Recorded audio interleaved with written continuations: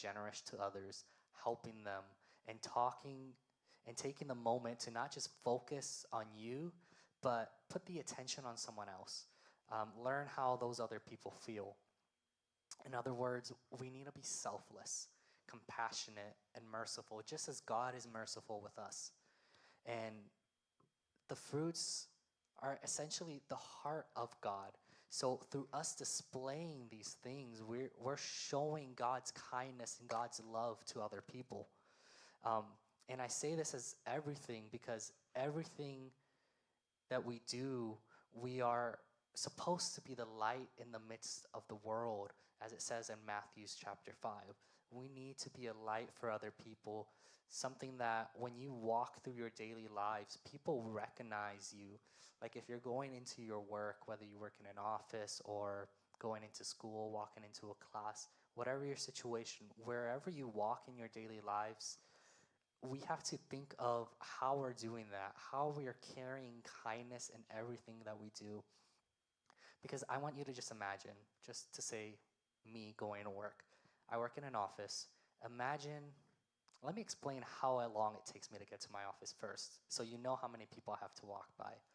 I work in a very tall building. It's about 10 or 12 floors. I have to go through a lobby. There's a person in the lobby. There's a break room that I have to pass through. I have to go in an elevator. We all come in at the same time in the building, so I have to see all these people, wait for the elevator, or take the stairs. I'm not taking the stairs. I work on the 8th floor. Not happening. But after I get to the 8th floor through the elevator, I have to walk through a different office of 20 people to then get to the very corner, passing everyone of my department, another 20, to get to my little corner. So imagine if I was walking through this whole time, not talking to anyone, my head down, slouched. If anyone says good morning to me, I'm just like, morning. Imagine how that would feel to others. Imagine how they would see me in those situations. Now, you could be a very extra person, unlike me, and walk in there, and before anyone even sees you, say, good morning, guys. How are you? Hope you had a good night rest. Let's get ready to work. Amen. You could be an impact to someone that perhaps they had a terrible, rough night. Perhaps they're going through something at home and they don't know how to see something at the end of that tunnel.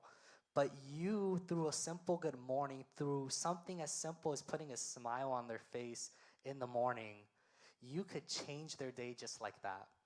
And I'm not saying I walk into my office screaming like that, but carrying a positive demeanor, just thinking about others and putting them above yourself, and just doing something that makes them say, like, there's something different in that guy. Like, he comes in this office, he's never upset, he's never sad, he's never has this grumpy face. You know, he's always smiling and just showing us all kindness. And that is what the fruit of the Spirit is. It's just carrying it through everything that you do, the small things in our lives, and letting that be our testimony, not having to share some elaborate story of how God healed you or something. Those are great, and they're things that uplift people as well.